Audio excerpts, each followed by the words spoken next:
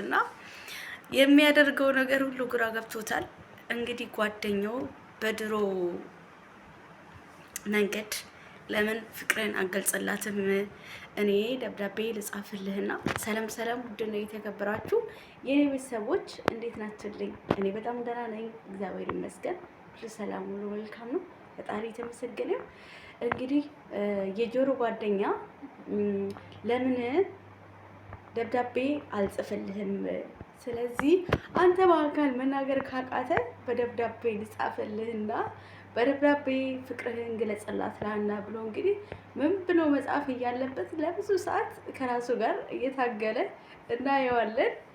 ከዛም በኋላ ደግሞ እንግዲህ አንቾ ከአባቷ ጋር ቁጭ ብሎ እያወሩ እየተሳሳቁ እንግዲህ ጆሮ ከቸች ይላል ቤት በምሽቱ ባልተለመደበት ሰዓት ማለት ነው። ከዛም በኋላ እንግዲህ ጆሮ ምነው ዛሬ በሰላም ነው የመጣ ሀዚሎት የሚናገረውን ማያውቅም፣ ግራ ተጋብተዋል። ከዛም በኋላ እንግዲህ በቃ እንደው ይሄዳለሁ ብሎ ተነስቶ ሄደ። ከዛ እንዴ ልጅ ያሟል እንዴ ምንድን ነው ብሎ አባትየው እንትን አንዬ እንደው እርቦት ሊሆን እኮ ይችላል አባዬ፣ ስለዚህ ተነስቼ ልጠይቀው። አይ አንዬ አንቺ አላወቅሽም እኮ ልጁ ያንቺ ፍቅር ነው የተራው፣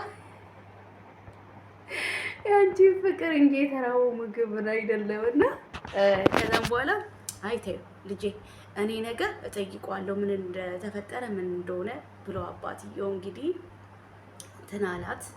ከዛን ነጋ እንግዲህ ጠዋት ቁጭ ብሎ አባትየው ወግ ባረጓና ማየት ፈልጋለሁ ብሎ ከዚህ በፊት ያደ ከደላላው ጋር ታሪኩን ማን ነው ደላላው አለ አይደል? ከደላላው ጋር ሲያወሩ ነበረ ስለ ኤልያስ ማለት ነው። እና እነሱ በሁለታቸው ማለት ያለውን ግንኙነት ማወቅ ይፈልግ ነበር። ስለዚህ ያ ኤልያስ የሚባለው ጓደኛሽ ደስ ያለው ጓደኛሽ እንዴት ነው ምናምን ብሎ አባትየው እንግዲህ ይጠይቃታል። ደህና ነው አባዬ እና ልጄ ለምን አታወሩም? ስታወሩም እኮ አልሰማም ምናምን ስላት እንዴ አባዬ እኔ እኮ የፍቅር ነገር እኮ ከሱ ጋር ምንም የለንም ብላ እንግዲህ ስትነግረው ምን ችግር አለው የኔ ልጅ ሁሉንም ነገር እኮ ጎን ለጎን ማስካሄድ ትቻለሽ፣ እድሜሽ ደርሷል። በዛ ላይ ደግሞ እሳቸው የእሷን ወግ ማድረግ ማየት ይፈልጋሉ።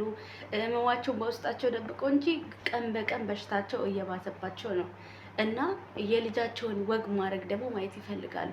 ከዛን እባክህ አባዬ እንደዚህ አትበለኝ፣ እኔ በዚህ ሰዓት የሚያሳስበኝ ከአዲስ አበባ የመጣሁበት ምክንያቴ አንተን ለማሳከም ነው።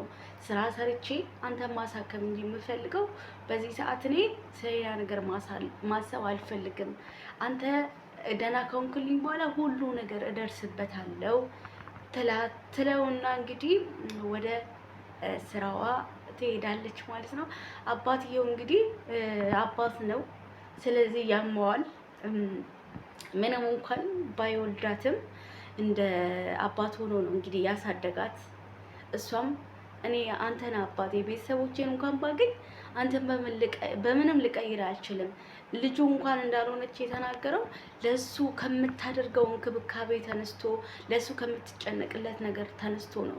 ለኔ ብለሽ እኔ አባትሽ አይደለሁም፣ እንደዚህ በዚህ ልክ እኔን ለማሳከም መጨነቅ የለብሽም፣ ስለዚህ እውነታውን ማወቅ አለብሽ ብሎ ነው እንደዚህ ነገር ውስጥ የገባውና ሀኒቾ ግን በቃ አንተ ለኔ አባቴ ነህ፣ እኔ የማውቀው አንተን ነው፣ ስለዚህ አንተን ለማሳከም ምንም ነገር አደርጋለሁ፣ የቻልኩትን እሞክራለሁ ብላ እንግዲህ እየተጣጣረች ነው። ነገር ግን እንግዲህ እሷ ከሰው እርዳታ አትፈልግም።